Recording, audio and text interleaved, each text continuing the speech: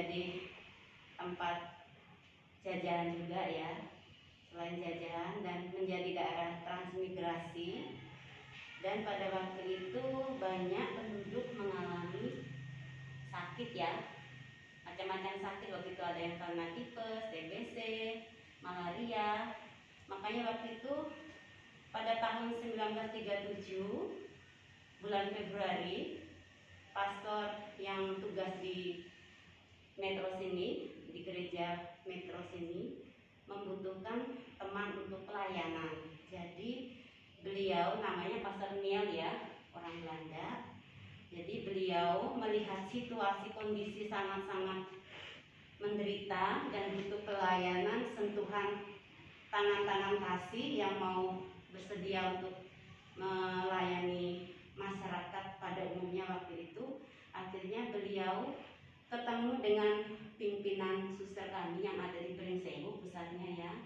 Akhirnya pada tanggal 16 Agustus 1937 mengutus 3 suster untuk memulai pelayanan kesehatan di metro ini. Ya, susternya itu Suster Arnolde Waters, Suster Cordelia Willendorf, dan Suster Adelia Brasser. Namanya agak susah ya, karena orang Belanda. Gitu. Nah, pada tanggal itu tahun 1937 itu beliau bertiga mulai pelayanan di metro sini. Dan pada waktu itu masih hutan ya, nggak seperti sekarang ini, masih hutan. Jadi masih banyak binatang-binatang buas ya, harimau seperti itu, gajah. Jadi pelayanannya itu dengan menempuh jalan kaki, pakai sepeda ontel ya. Sekarang ada istilah, jadi ada grup ontel ya. Dulu pakai sepeda ontel, sepedanya ada tapi dibawa ke Pringsewu sepedanya. Kebetulan di sana kami ada museum untuk yayasan kami, jadi sepedanya dibawa ke Pringsewu. Jadi keliling, nggak hanya di sini, sampai ke Bedeng-Bedeng, bahkan di area Simbarwaringin itu. Karena situasi waktu itu sangat membutuhkan pelayanan kesehatan, maka pastor itu tadi mengundang para suster untuk membantu di bidang pelayanan kesehatan. Makanya waktu itu para suster kami datang ke sini untuk memulai pelayanan pada kami. Ada lagi yang perlu ditanyakan? Untuk alatnya. Oh, Bisa tolong menjelaskan ini alat apa? Untuk alat-alatnya yang saat ini masih ada ya.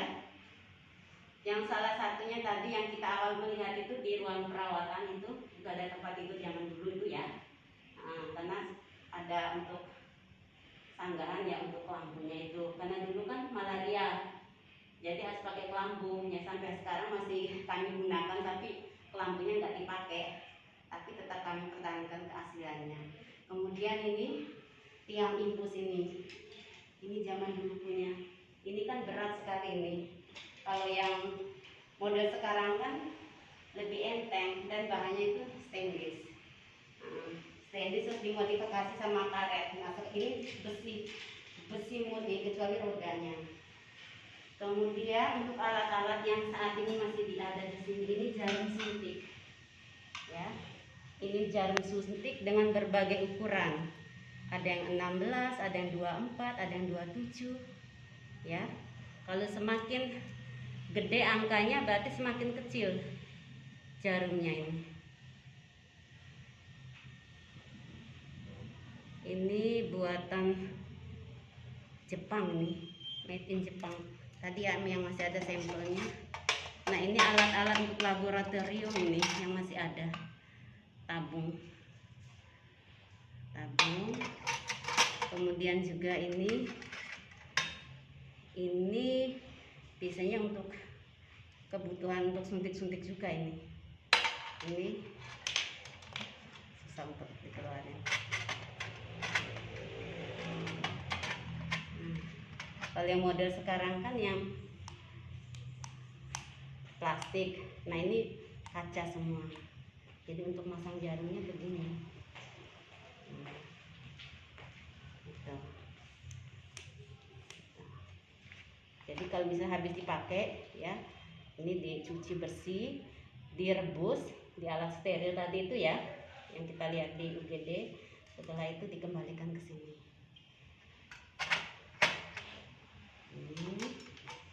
Kemudian ini juga sama isinya. Di sini juga sama ini. Alat-alat suntik ini dengan berbagai ukuran. Ini juga sama tadi kayak gitu.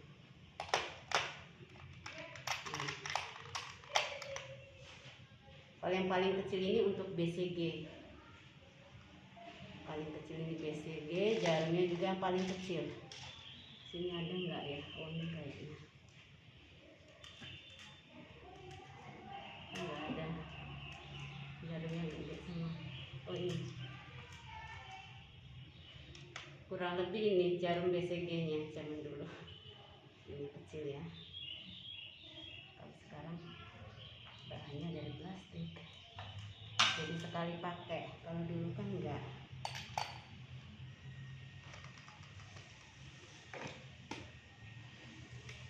Ini juga jarum masih dalam kemasan ya, bahkan ada yang belum dipakai. Ini masih belum dipakai ini, susah gitu.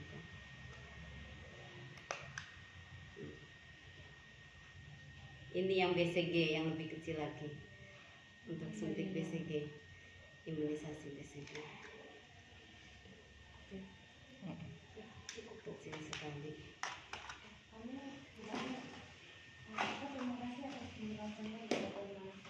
Kami sedang menyiapkan ruang untuk khusus penyimpanan ini.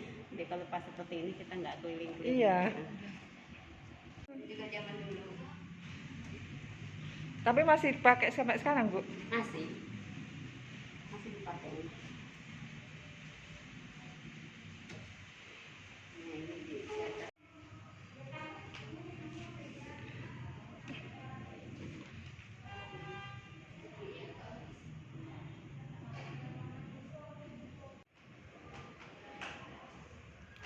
Kemudian kita ke ruang perawatan ya. Iya. Ruang perawatan salah satu aja karena rata-rata tempat tidur dan semuanya bersama. Sister, terima kasih ya atas penjelasannya. Sama-sama ya Dek ya. Semoga kebersamaan kita meskipun singkat ya, dengan berbagai pengalaman sejarah para pendahulu kita memberi semangat, terutama untuk adik-adik yang saat ini sedang menempuh pendidikan ya. Jadi meskipun sejarah ini sudah masuk dalam cagar budaya, kalau menurut penjelasan kemarin di usia 50 tahun ke atas itu sudah masuk cagar budaya. Usia boleh tua tapi semangatnya tetap muda ya. Selamat belajar, sukses, mencapai cita-cita ya. Saya mendoakan ya. Sama-sama. Assalamualaikum warahmatullahi wabarakatuh. Tabi pun, perkenalkan nama saya Vanisya Trisna Nurjana. Saya adalah siswi dari SMP Negeri 6 Metro. Saya sekarang berada di depan rumah dokter atau Dr. Suwani, yang merupakan salah satu cagar budaya di Kota Metro, yang merupakan peninggalan sejarah dan saksi bisu Kota Metro. Nah, ingin terus mengikuti kegiatan Vanisya di cagar budaya ini, yuk ikutin terus.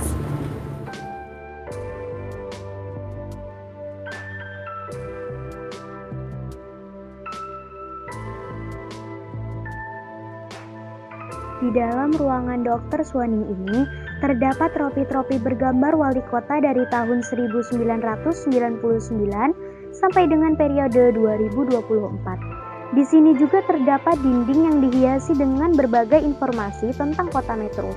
Ruangan ini juga masih terdapat beberapa benda kuno seperti kursi, televisi, dan figura rumah Dr. Suwani. Dr. Suwani dibangun pada tahun 1939 dan selesai pada Februari 1940. Ada 3 syarat bangunan agar bisa menjadi cagar budaya. Yang pertama yaitu benda bangunan atau struktur cagar budaya harus berusia 50 tahun atau lebih. Kedua, memiliki masa gaya paling singkat berusia 50 tahun. Dan yang terakhir adalah memiliki arti khusus bagi sejarah, ilmu pengetahuan, pendidikan, agama, dan kebudayaan.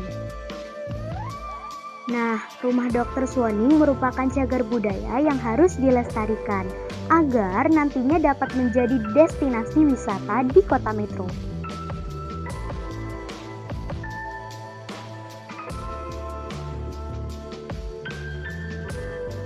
Oke, sampai di sini pengenalan cagar budaya di Kota Metro. Saya akhiri, wassalamualaikum warahmatullahi wabarakatuh.